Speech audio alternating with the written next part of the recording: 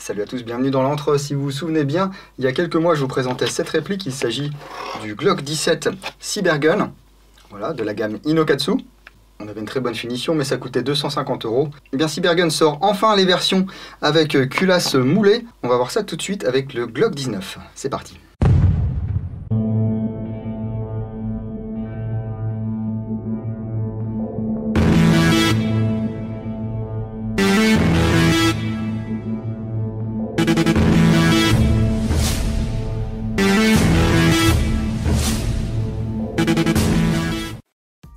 Avant de commencer, j'aimerais remercier Destockage Game, grâce à qui je peux vous présenter cette réplique aujourd'hui.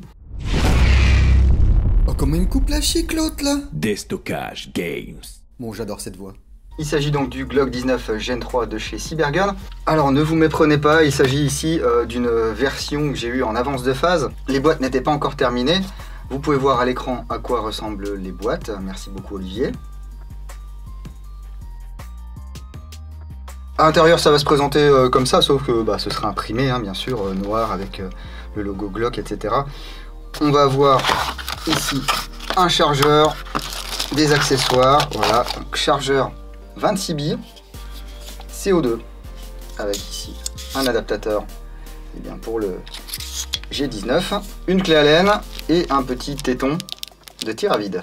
Ensuite un manuel. D'emploi pour le hop-up, pour la sparklette de CO2, etc. Et la réplique qui est emballée dans un sachet plastique. Hein. Il y a quelques années, on pouvait se procurer ces modèles voilà, de G19 justement chez VFC, enfin Stark Arms ou Hogwarts ou ce que vous voulez. Sachez que désormais, les Stark, etc., là, c'est un peu compliqué à trouver. Le vrai Glock 19 est une arme autrichienne, fabriquée par Glock depuis 1988. C'est une version compacte du Glock 17, équipée d'un chargeur de 15 coups, mais compatible avec les chargeurs 17, 19, 34 coups, ce que vous voulez quoi. C'est une arme qui est très répandue parmi les forces de police et les armées du monde entier, également chez les tireurs sportifs. Le prix public conseillé est de 169,90 €. Oui, on est 80 € moins cher que le Glock 17, mais vous verrez qu'on n'a pas la même glissière. Hein. Ici à côté du Glock 17, vous voyez, on est un petit peu plus court, hein. Également plus court au niveau du grip, c'est pour ça qu'on a besoin bien de cette extension ici de chargeur. Et si je la mets pas, alors ça va fonctionner, hein, mais c'est un petit peu moche. Or bien sûr, si vous arrivez à choper du chargeur VFC, chargeur gaz, eh bien c'est tout à fait compatible également. Hein. Il n'y a pas de problème et ça kick bien. Hein. Donc je vous l'ai dit, on est sur une distribution Cybergun sous licence Glock, fabriquée ici par VFC à Taïwan, carcasse en polymère, avec les marquages Glock. Voilà. Ici, pas de marquage de brevet. Ici, pas de marquage Glock. Ici, vous pouvez voir le modèle Stark. Avec les marquages Glock. Pas de marquage non plus sur le canon externe. Et même numéro de série, donc même moule au niveau de la glissière. Hein. Pas de changement là-dessus. On peut voir par contre que les organes de visée du Cybergun sont conformes à ce qui se fait sur les vrais Glock. Ce qui n'était pas le cas sur l'UFC. Ça c'est une source de grogne que je vois depuis que les Glock de chez Cybergun sont commercialisés. C'est pareil avec l'Umarex. Glock ne veut pas que ces marquages apparaissent sur des répliques d'Airsoft. Alors quand je dis ces marquages, CES, pas SES. Hein. C'est-à-dire les marquages qui pourraient effectivement porter à confusion et laisser penser que vous tenez une vraie arme à feu. Pas de marquage sur le canon externe, pas de marquage Made in Austria, pas de marquage de brevet ici. Si vous avez regardé ma petite visite du stand Cybergun sur le dernier IWA, le marketing manager m'expliquait qu'à l'origine il devait même y avoir des marquages 6 mm et ils ont réussi à négocier le truc. Donc il s'agit ici d'un Glock 19 Gen 3, donc on va retrouver le petit arrêtoir de chargeur ici, petit bouton d'éjection du chargeur. Les marquages Glock ici sur la glissière, Glock 19, Austria 9x19. De l'autre côté ici le petit tampon Glock. Il me semblait que ce petit tampon c'était les Glock destinés au marché américain, enfin les vrais Glock destinés au marché américain. Le numéro de série ici. Et puis on va avoir une petite plaque ici en métal avec un numéro de série unique. Vous voyez sur le Stark d'origine c'était un numéro générique qui correspondait au numéro de série du canon et de la glissière. On va avoir un extracteur ici qui est indépendant de la glissière. Un rail Picatinny qui va nous permettre de poser une lampe. Voilà, tout de suite ça rallonge un petit peu Le flingue, il y a des langues plus discrètes, hein. Le grip est relativement agréable. La finition est sympa, voilà, c'est pas pire qu'un vrai Glock, hein. Donc, les organes de visée, point blanc, U blanc. Voilà, du grand classique chez Glock. Le canon externe en alliage n'a pas de taraudage. On va voir ici le petit trou pour mettre une dragonne. La grattoir de glissière est fonctionnelle. Lorsque votre chargeur est vide, eh bien vous serez dans cette position, vous changez de chargeur, vous l'actionnez et vous êtes reparti pour un tour, hein. Alors je sens déjà arriver les questions, genre est-ce que c'est compatible avec les pièces Tokyo Marui? En retour, je vous poserai la question, est-ce que Tokyo Marui a déjà produit un Glock 19 GBB? Ma réponse est non.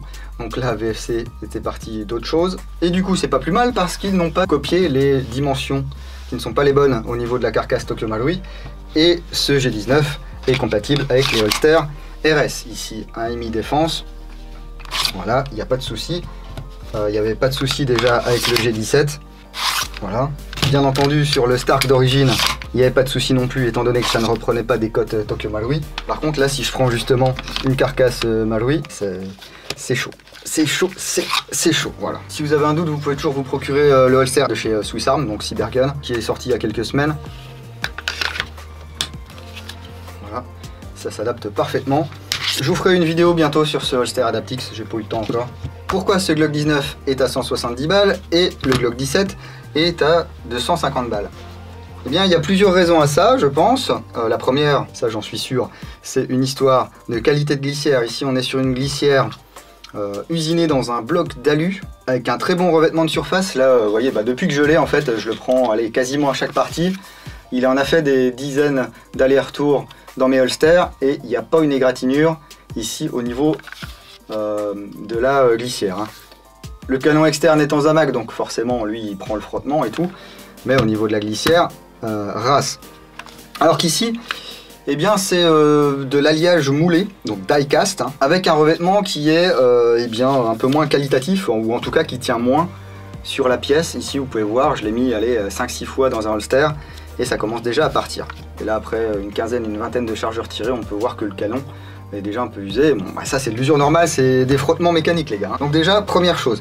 Deuxième chose, pour le Glock 17, Cybergun avait dû refaire les moules pour que ce soit aux dimensions RS, et un moule ça coûte très très cher. Ici le moule existait déjà, ils l'ont juste fait modifier pour que certains marquages n'apparaissent plus, et le tour était joué. Donc ça permet de proposer des répliques à un prix, on va dire, allez, assez normal. Voilà, vous l'avez à 170 €, je suis persuadé que dans 3, 4, 5 mois, vous aurez déjà des promos sur ces Glocks et que vous les trouverez à 140, 130 €. Ce sont des prix qui sont cohérents par rapport à ce que fait Umarex pour le reste du monde. Alors j'avoue que ce Glock 19, je l'aurais bien aimé avec un chargeur de Glock 19 et pas avec un chargeur de Glock 17 modifié. J'espère qu'il y aura des chargeurs de Glock 19, j'espère qu'il y aura des chargeurs à gaz, parce que le principe c'est d'avoir quand même une arme assez compacte, assez low profile. Si je veux ce genre de truc, j'achète un Glock 19X quoi.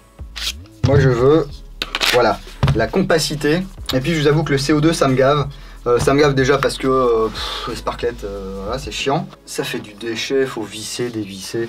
Mais bon, il y a les fanboys CO2 là qui chouinent si jamais les répliques sortent pas à CO2. On sait aussi que le CO2 ça a toujours été le choix premier chez Cybergun. Après on peut rentrer dans des considérations basiques. Oui mais le CO2 ça marche mieux en hiver ou que sais-je. Bon, je vais pas rentrer là-dedans parce que ça va encore m'énerver. La réplique fonctionne à gaz et au CO2.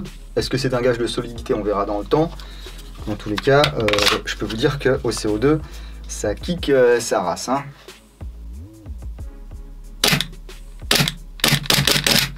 Sauf quand votre sparklet est vide, les gars. Bon, ça tombe bien, on va en changer. Enfin, s'il m'en reste. Hop, il m'en reste 3, donc heureusement que j'ai fait les tests de tir et d'autonomie avant de faire cette vidéo. Bon, ici, on engage la clé Allen dans la partie inférieure du chargeur, voilà. On desserre, ce que je fais maintenant moi, depuis l'accident de Popo, hop, je desserre un peu et je m'assure que elle est bien désolidarisée. On met la sparklet neuve. J'approche. Et là, d'un coup sec, voilà, pas de fuite, tout va bien, la cartouche est percée.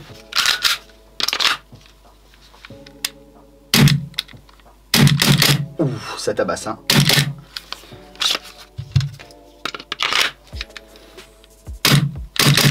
Déjà, Au gaz, il kick déjà pas mal, mais alors au CO2, c'est un truc de malade. Hein. La détente gratouille moins que sur les Stark d'origine par contre. Hein. Je dirais pas qu'elle est agréable, hein, ça reste une détente de Glock. On arrive sur le mur. On appuie. Hop, ça part.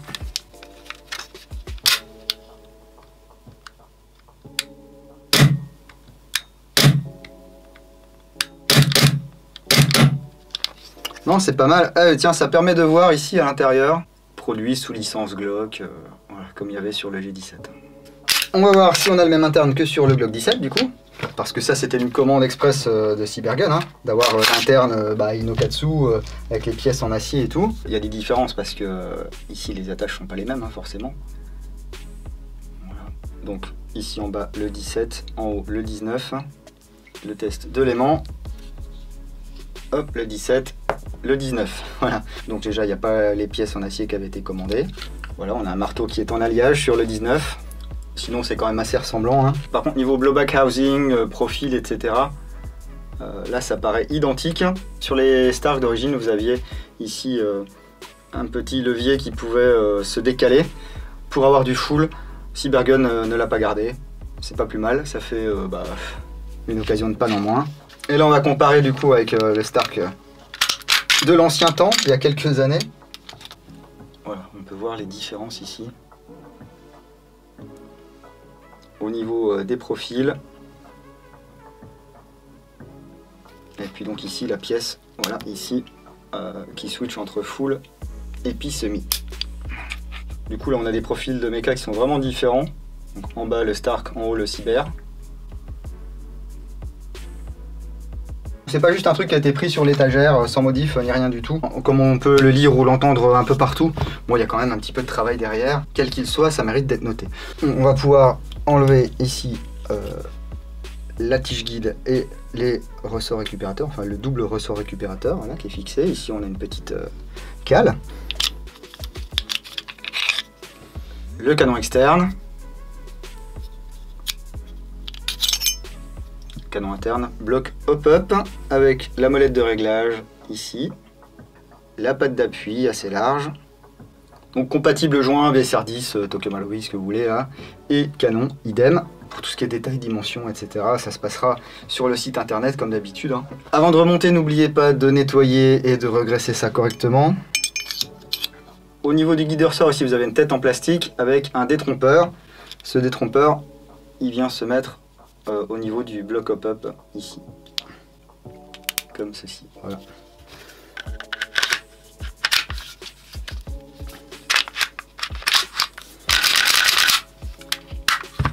Voilà.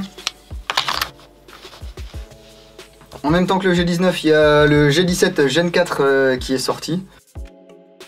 Si je le croise quelque part, je vous en ferai une review à l'occasion, parce que je sais qu'il y a beaucoup de joueurs qui aimeraient le Gen 4, mais pas forcément du Gen 3. En plus, là, on restera sur un prix qui est de 169-170 €. Ça oblige pas à acheter la version Inokatsu à 250. Cybergun élargit un petit peu la gamme. On n'est pas au niveau du Marex qui va sortir genre 21 modèles cette année. Mais j'ai pu les tripoter, le Marex, il y a du bon et du moins bon. Hein. Notamment, ils sont associés avec KWC pour faire un nouveau modèle de Glock.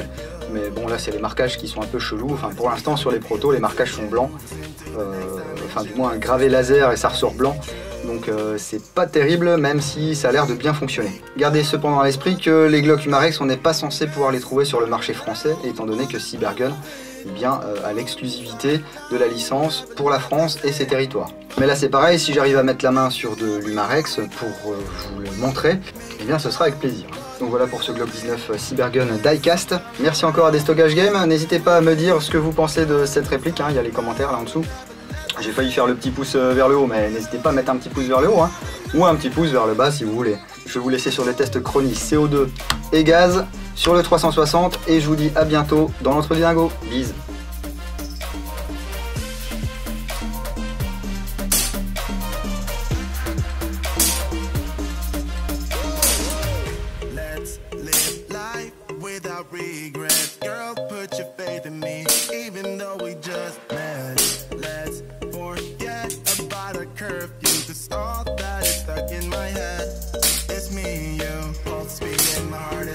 But I'm not sure I wanna face it, cause it only does this with you.